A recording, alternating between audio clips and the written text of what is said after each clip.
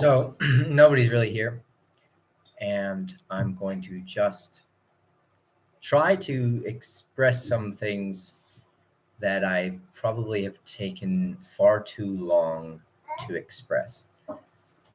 Um, if you've been following me on Facebook or on YouTube or on Instagram for the last, I think I started my Instagram page as a tool to communicate something. How long ago? It's like maybe 5 years, maybe more, a little more than 5 years. And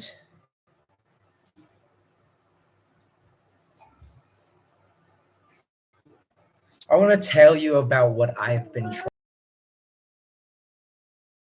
and what I've been trying to experience myself.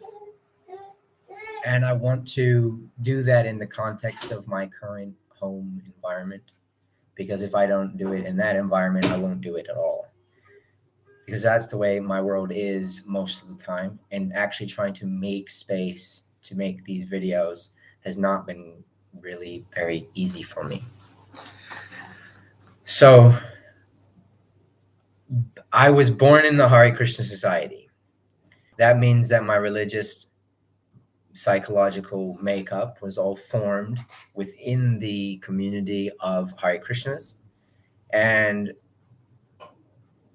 But also I was born in California, and I was raised up until 11 in Mississippi, which means my lived experience was just like everybody else. So essentially, I lived in two worlds for most of my life, and only until now, only until more recently, have started to understand the connection of those two experiences, those two realities, those two planes of the way we experience the world. And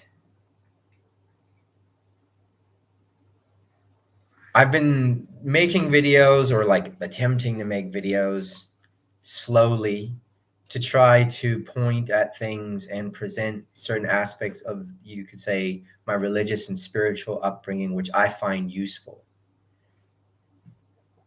But it was through a lot of learning in psychology and in social work. I was a youth worker for 5 years, and through that I studied a lot of psychology. I read as I wouldn't say I've read everything or read everyone, but I've just tried to do my best at reading something about a subject matter and go deeper into it than just surface.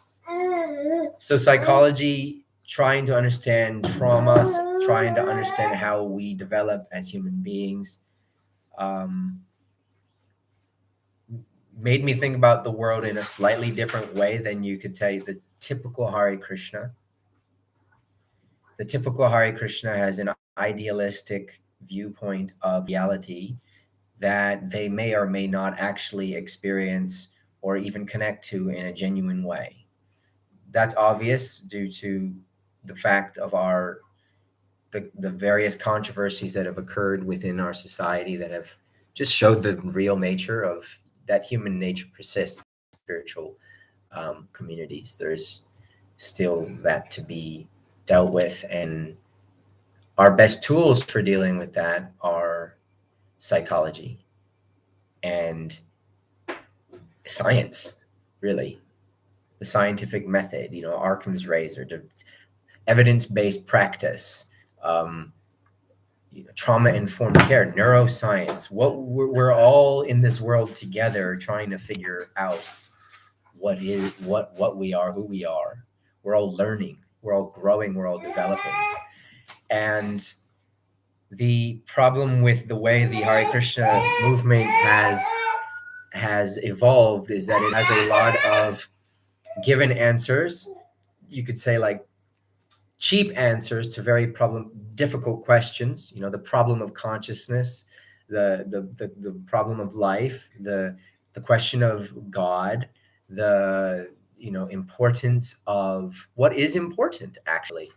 That's essentially what all religions are trying to convey is what is important, what are values, what is good, what is evil, what is right, what is wrong. And in nature we see that everything is in place for a reason. So what and it all functions symbiotically and together. So what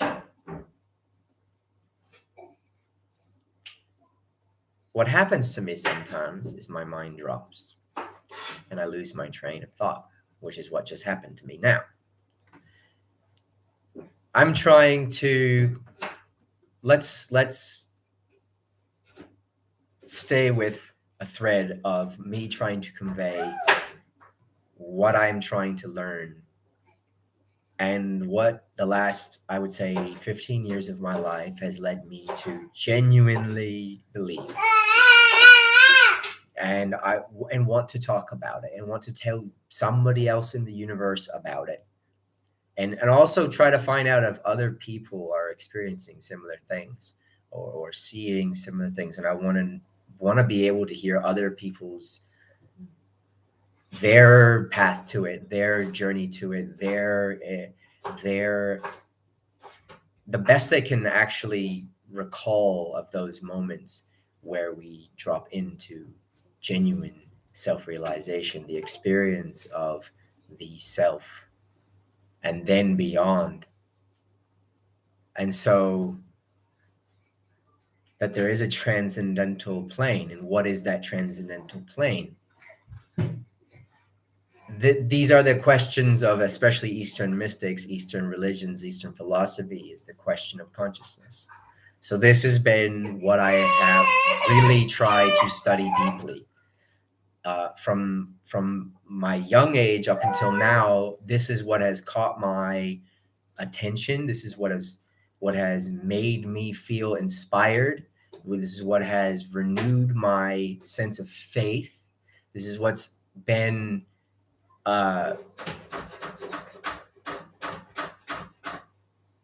enlightening. Not to say that I am done with my investigation or my learning or my journey. I'm far from that. I'm far from perfect.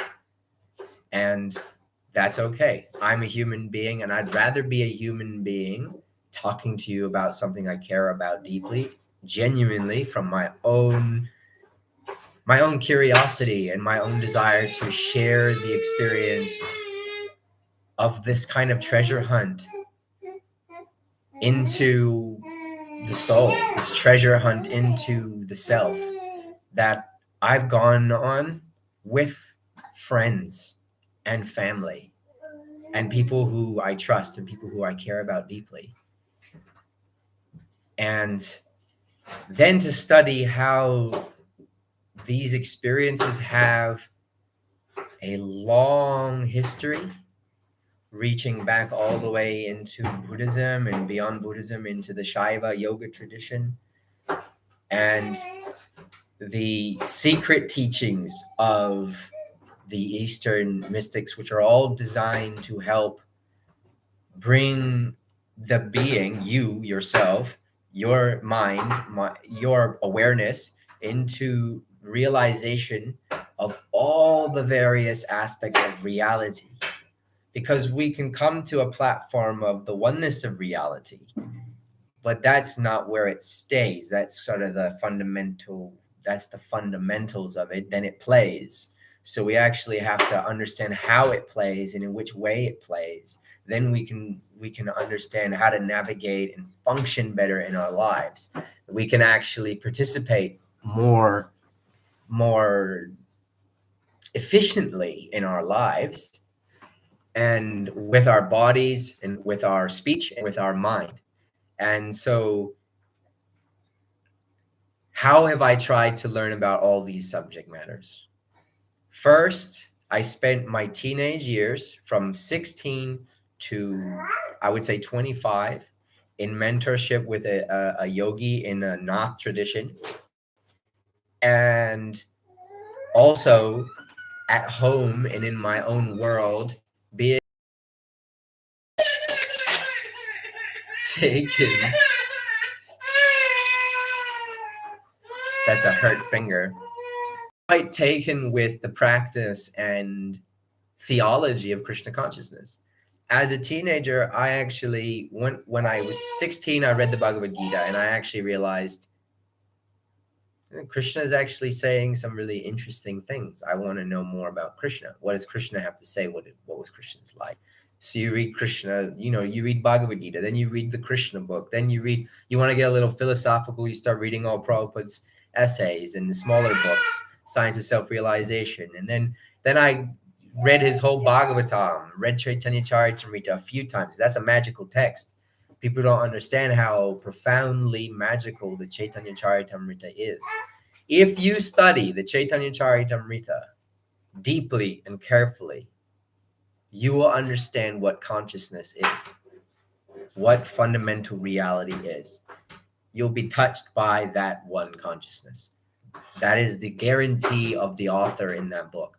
So that's one of those magical texts that I didn't really appreciate at all until I had an experience on psychedelics that sent me into a long reverie of hearing my father always lovingly talking about Sri Chaitanya Mahaprabhu and Lord Nityananda.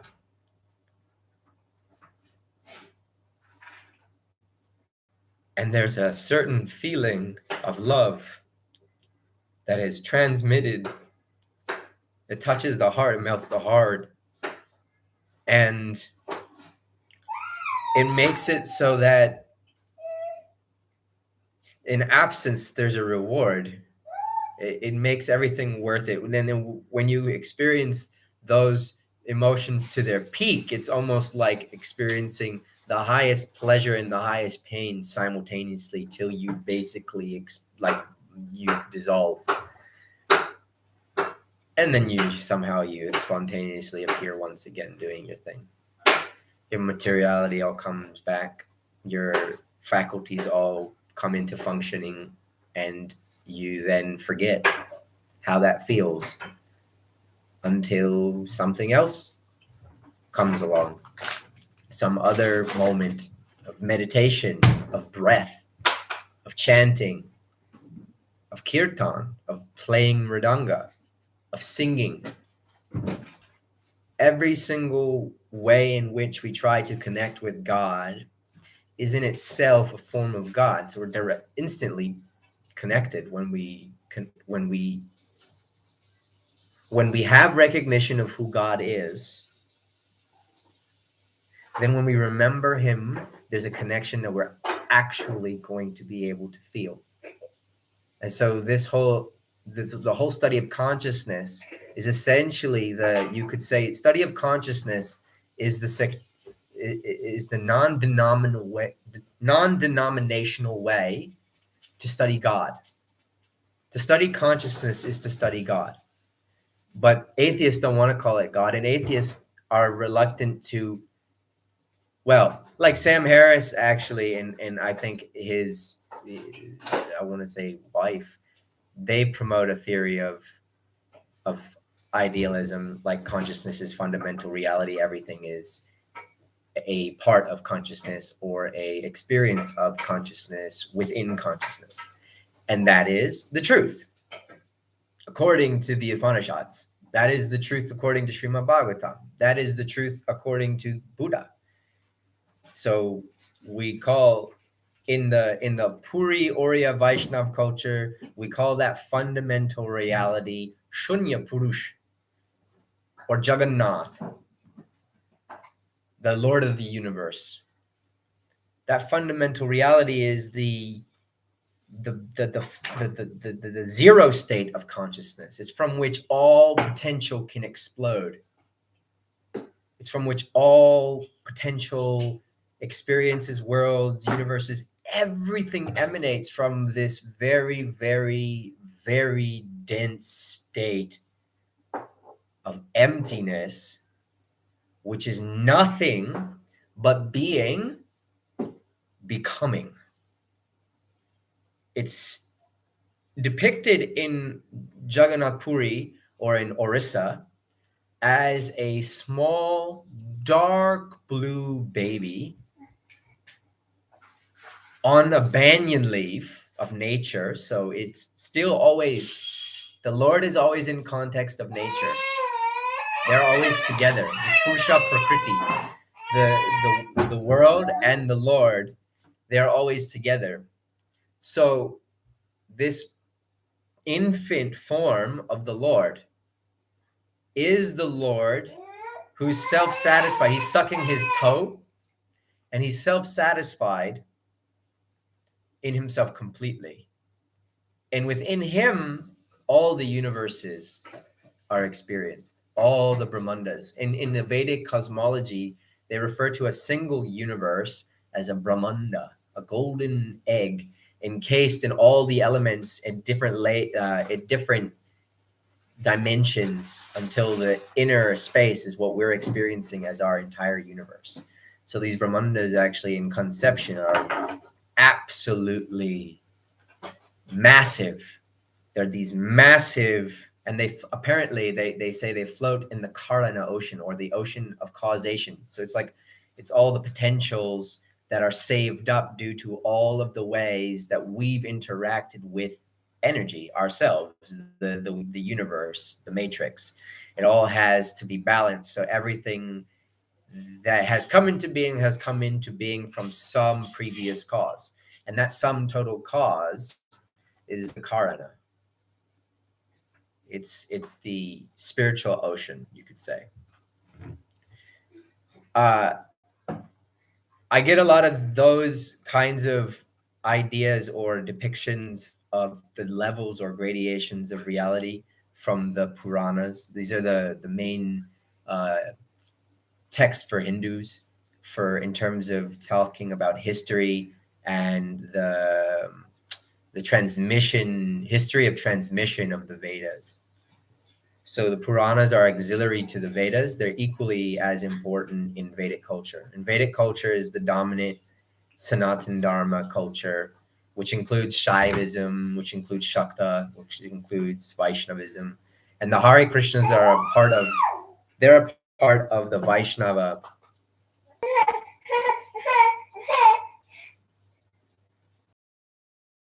For like 15 years, I got ostracized from my like Hare Krishna community because I talked passionately about psychedelics and how psychedelics, to me, in my experience, based on how I was taught to use them from my teacher, who's a yogi, they made everything manifest.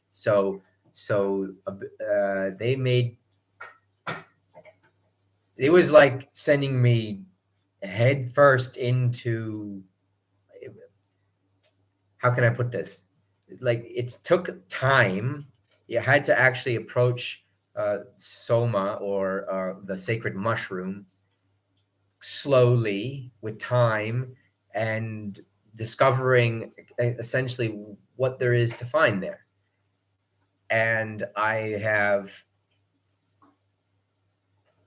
used that place as a sort of experiential laboratory, my own mind, my own being, to go inside with the help of an entheogen and see what it can show me about me. And at first, it was not what I was looking for. The first 10, the first maybe 15 experiences I had was interesting, definitely way different than I had ever been able to imagine it could be. But there is a certain level to when things kick off beyond your wildest expectation. As you go into more towards like heroic dose, like 5 grams, or even just over 3.5 grams of proper psilocybin mushrooms, stuff happens there that is deeply profound. And my history in kind of Hinduism and Vedic culture made me be able to look at all that while I was in that space and really derive meaning from it. Like, just be blown away when I look at almost any of it, but not in that kind of way of like you come back and you realize, oh, that's not really profound. That's just like the banana peel on the floor. Sometimes you can have these moments of perceiving so much meaning in something really, really simple. That has its own meaning of why we do that. It has nothing to do with, the secret of the universe is in the banana peel. But but the insights that were coming really opened up doors for me, and I started to follow a thread around the history of Lord Nityananda, the Avadut mystic from Birbhum, West Bengal, from Ekachakra, Radhadesh. And so this Avadut basically waited around until Sri Chaitanya Mahaprabhu came to his peak revelation moment. This is another thing. A lot of people don't know the history yet in the West. Not a lot of people have actually heard the history of Sri Chaitanya yet. And Sri Chaitanya is important because he's actually a kind of key into understanding the nature of consciousness. He manifested in the way he did, and had a play that he had a life story that he had. And so far in all the documented histories of his life, um, there's a theme that runs through it. And it's a super intense phenomenological state of God consciousness that manifested before the king of Orissa, who's a historical person. Like, Sri Chaitanya is a historical figure. He's an actual person that lived not just 600, now 500 and maybe 30 years. So this is one of those things that people who are questioning their faith in God by relying on like Eastern mysticism and Eastern philosophy. I'm talking about like Sam Harris, maybe. Like, he talks about being an atheist, but then he's an Advaita Vedantist proponent or a Buddhist proponent. So that's laughable to me, because what he's saying is I believe in God, not not your understanding of God. Not just not Christians one, not Muhammad's one, not this one. He's saying it's not in any of your books, and I can rewrite any of your books if they're wrong. But he does believe in God. He's not a real atheist because he believes in the fundamental nature of consciousness, and that is what the East says is God. That it's just that simple, and that's why God is actually the most obvious truth. If you're alive, you know God. You're just choosing to ignore him.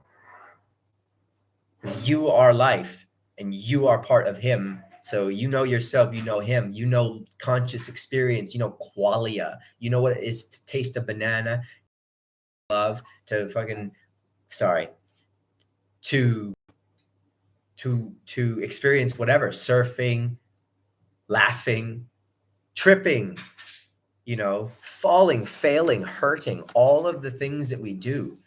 Depression, sadness, loneliness. These are all the tastes of life, experiential possibilities of life that everyone at some point in time will through curiosity choose to explore. That's what God is doing. That's why this interesting depiction of God as this baby on a leaf in the vast ocean of causation, sort of dreaming up our worlds for his own fun, because because he's all of it, and he reabsorbs it into himself constantly, right? He's sucking his toe, he's deriving nourishment from himself. He's self-satisfied, he's self-situated, he's in that state of him. That's what the Buddhists are calling shunya. This is the shunya that in the void God spoke. In the beginning, there was only darkness, right? And that black, right? That black, that's where we derive the meaning of Krishna. that this see the trick is the yogis are the yogi is trying to find that within. It's a long, arduous process of dissolving the ego into samadhi over and over again, washing off all conditionings over and over again, right? This is what the process of yoga really is the purification of the body, purification of the breath, purification of the mind. And this process eventually, what happens is your experientialism, your mind becomes crystalline, and it projects consciousness as it is in all its varied ways. So be and then be the mind that is really, really, really switched on and really, really pure can actually travel through layers of consciousness to enter into the transcendental plane and come back down to the only reason we exist on this particular kind of plane that we're living in right now is because we all have unfinished karmas, unfinished suffering that requires us to have a material, temporary body to suffer in and enjoy. You see, the body is meant for both, but that's a consequence of karma. Whereas the consciousness, as it is not even attached to karma, but the mind gets all confused. An ego develops within consciousness, and it has to play it out. And once you've started, you have to play it out until you've basically gone through that purification process. That's what immortality really means. You stop being your body and you start being yourself. And when your bodies change, it's like snakes shed their skin, right? So this is another thing, is like the whole idea that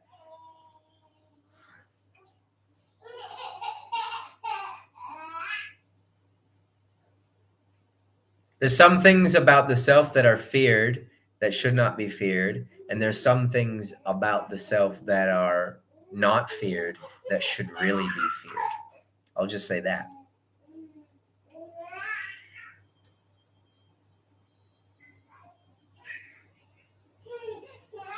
I'm trying to build a case to present. I'm trying to express something from my world that I might help you in your world. That God is real. You know him very well. And if you're not sure, you'll meet him again when you die because he's death. And then you can try again. And again, what's happening is this game of hide and go seek that you're playing with him. And when you get lost in the forest, you suffer. But when he gets lost in the forest, he just has fun. So when you, as a small individual photon of light of consciousness, imagine that you are actually God, you're going to run yourself into a lot of trouble. You might be the same quality as God. You might be just as magnificent of God in so many ways. But you just don't understand that the energy of God is that intimidating, is that dangerous, is that scary, is that, you go surfing in 6 foot waves and you're going to know how small you are really. 6 to 12. I have not gone farther than 6 foot, maybe 8 foot. Maybe on a lucky day, I didn't know and it was 8.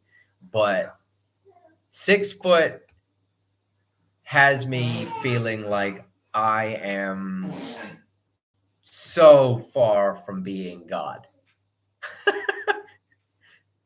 So I might have God powering this machine and making me conscious and allowing me life, but I don't have full control of even my own body. I don't have control of my own mind. I I get controlled by all of these things. And I have to watch out. I have to be careful. I can't just I have attachments. So I have things in this world that I need to take care of. And that means that I don't have the ability to just, you know, go beyond time forever like God does. God can come in and out of this any timeline, really. He can interact on any timeline because he's all of it. He's past, present, future. He's the substrate of being. That's what consciousness is. Remember how I was explaining how, you know, I think this is what I think. Okay, I'm not going to tell you how it is. I talk about a lot of stuff, and I can recall and bring forward a lot of, information that's highly based on all my reading of like Puranas, Upanishads, Bhagavad Purana, uh, Buddhist texts. Some I tried some of the Bible. I never actually fully got through the whole Bible. When I was a kid, I think I was disrespectful. I think I was not given a high impression of Christians, although I should have been. I think because we're vegetarians, we sort of, I guess, we kind of end up growing up seeing meat eaters in a negative way. Though now I think that it's up to you to see what you really actually can handle.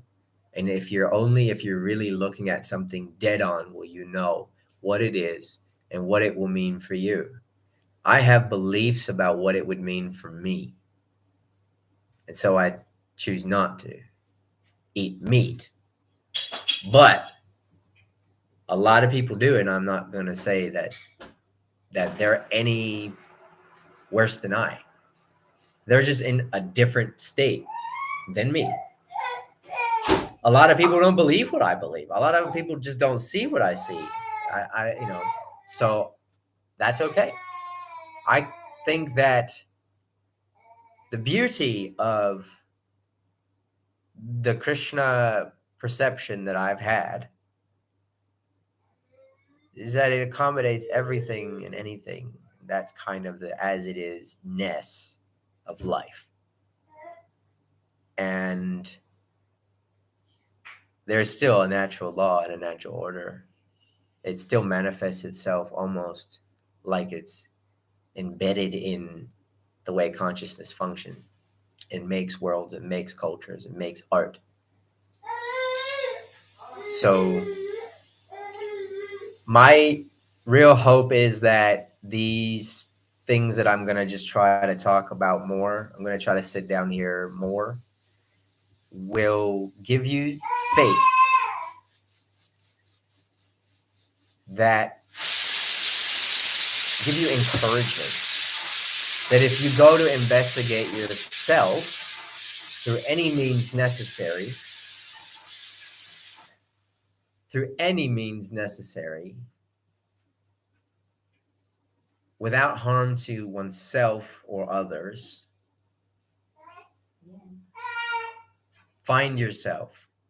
Find out who you are. Not like, oh, am I straight or am I gay or like, am I black or am I white or am I, you know, am I a theologian or a yogi or a laborer or whatever, a surfer? The labels we give ourselves don't inform us about ourselves. They inform us about how we want to call ourselves.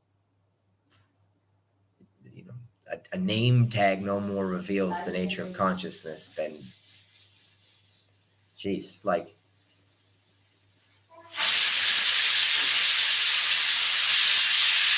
I'm really hopeful that people will snap out of giving into ungrounded, destabilizing ideas.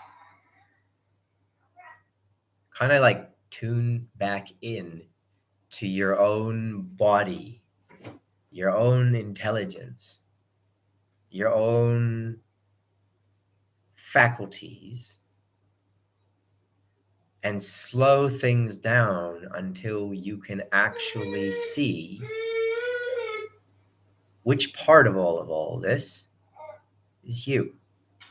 Really, really you.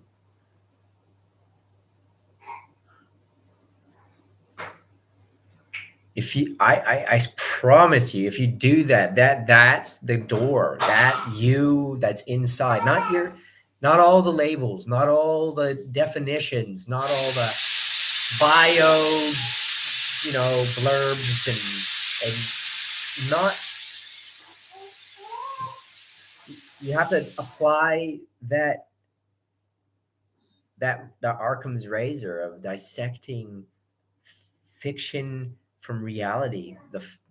Just strip away all the cheap answers to that question.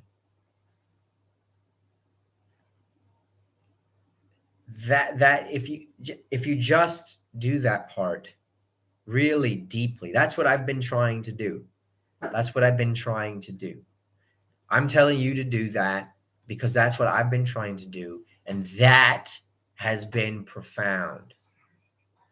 That has been amazing, like beyond my wildest dreams. It's also been terrifying. It's also been terrifying. And it's been like a series of deaths within a life. And I would say I am so different than the way I was when I was a kid and the way I thought about the world when I was a kid and what motivated me when I was a teenager in my 20s.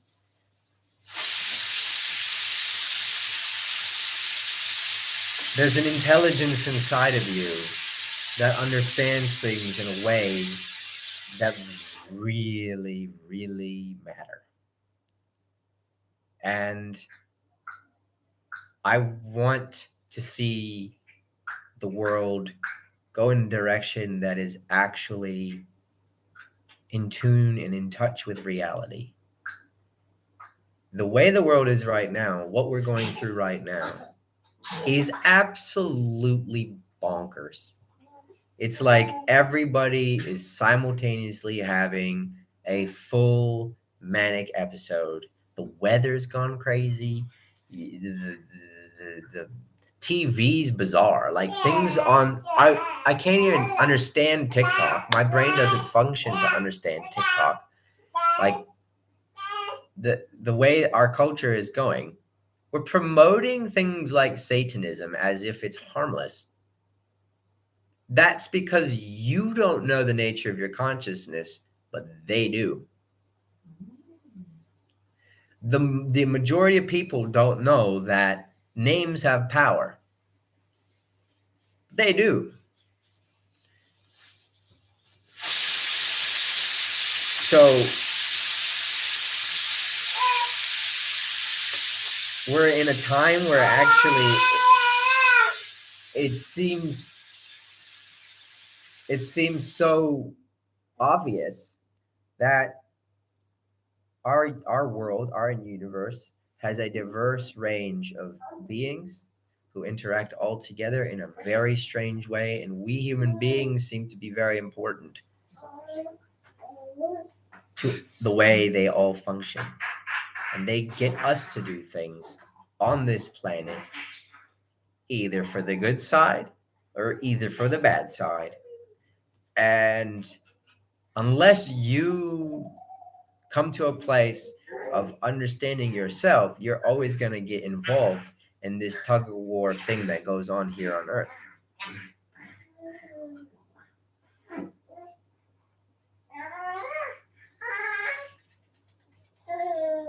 It's imperative that people step into a state of faith and goodness. Because when bad actually rules stuff, it doesn't just get a little worse. It gets horrible. And that can go on for a really, really long time. Our ability to communicate, our ability to share knowledge, our ability to actually develop as a human race that has some technology, that's actually also on the line. And if we don't learn how to use technology in a safe and good way, in a way that supports freedom, supports truth, supports reality. So essentially, how do you use technology in a way that serves God? This whole conversation is about like studying God, but the interesting way that I came to study God is all it's all couched in Indian like Hindu thought and in Vaishnav practice, yoga, Buddhism, and psychedelics come along. And then I am seeing how all the different other religions also connect into this whole paradigm, and how it's not one religion against another religion. That's the way the sort of matrix kind of makes it so that you don't believe, you know. The more of people that don't believe and then choose a nihilistic path in life, the stronger those forces in the world get that are actually malevolent. There's there's this thing that you have to confront, that there actually is malice. There actually is evil. Like there is evil. There are people who would just wish you harm for the fun of it. You know, there are people who go to war for fun. That is there. There are people who bomb others for fun. There are people who do horrible things for their own pleasure. And the more people who turn away from themselves, who choose to, point the finger at the sky and say, "Ha, there's so much evil in this world. There must not be God. I might as well join the evil."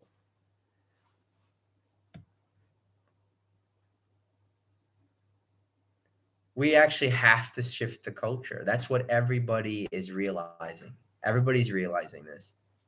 I don't think there's really many people presenting insight from the Vedic paradigm from my group that I grew up in a way that I feel like anybody will be able to relate with.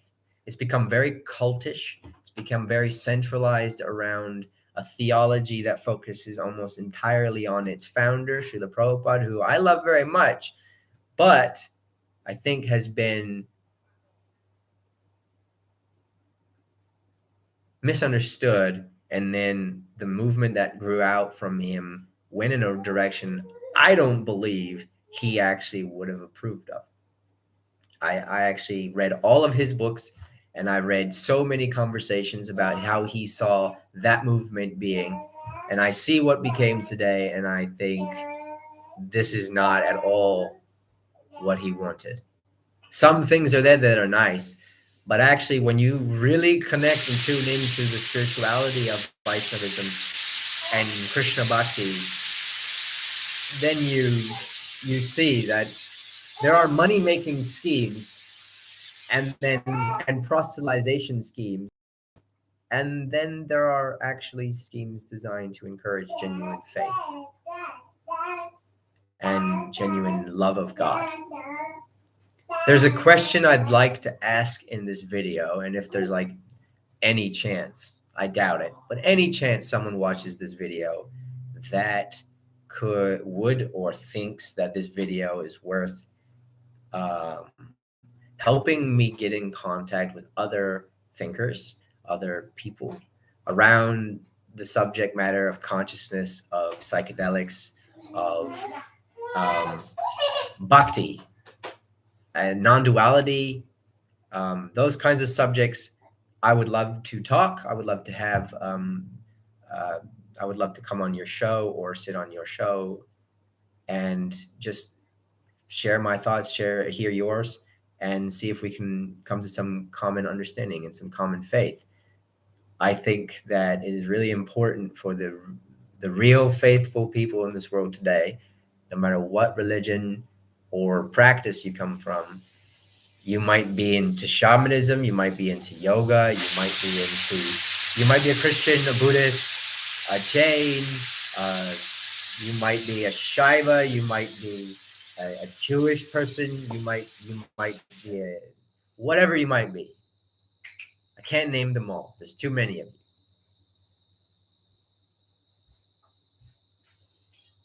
I think at a certain level within all of these traditions, I think you all know we're talking about the same being. Many levels. infinite levels. The one I'm really curious to present and talk about a lot is Krishna. There is something in this, a way of living on earth that is in tune with nature. And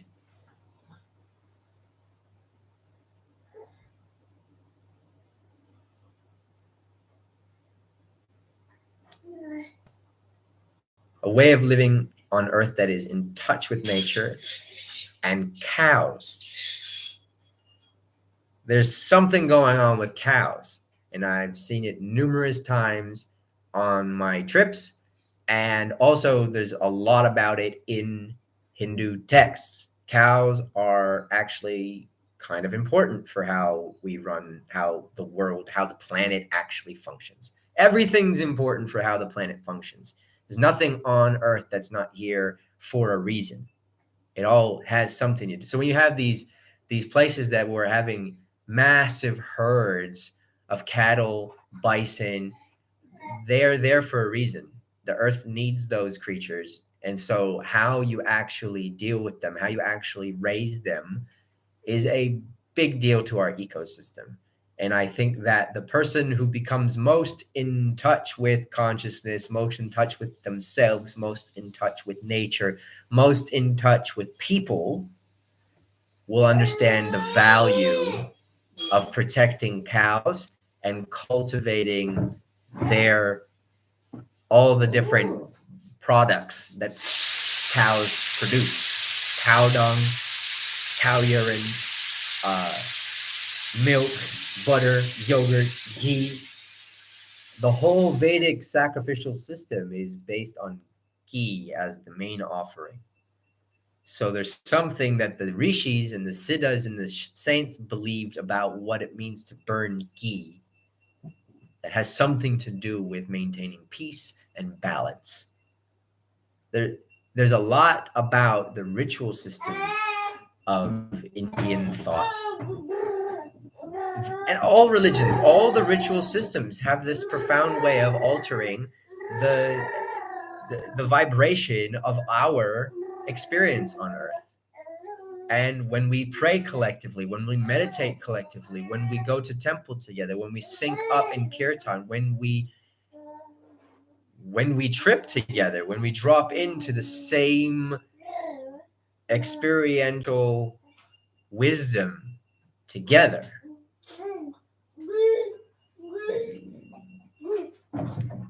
that's where real character change comes. That's where real life changes come from.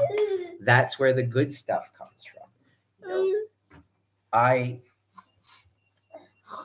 I think that my spirituality, though it comes from a tradition that would suggest the renunciation of the world to be the highest goal in some sense, I think that that same spirituality actually says that the embracing of life as it is and serving that according to your nature without any attachment to the results, but in enjoying the game as an offering to God, because it's God who has you playing the role you play.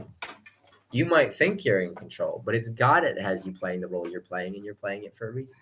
So if you're a dad, be a good dad. If you're a mom, be a good mom. If you're whatever you're doing, do it to the best of your ability. And you can use that as your, if you don't like meditating, if you don't like praying, if you don't like doing all those things, you can, you can have that sense of, I'm dedicating this life to God. Whatever I do, let it make him smile. That has the ability to attract God. All right, it's dinner time. I've been speaking for 50 minutes almost, and I'm going to let you go. Please leave me a comment. If you haven't already, subscribe to this channel, Tiny Temple. Follow us on Facebook. We're on Instagram as Tiny Temple Family. And what we try to do is we try to tastefully teach our practice of bhakti. And I like to talk about all of this kind of spiritual, religious, mystical, psychedelic, yogic stuff. And I would like to talk about it with you. So until next time, I'm Avi. See you later. Jai Nitai.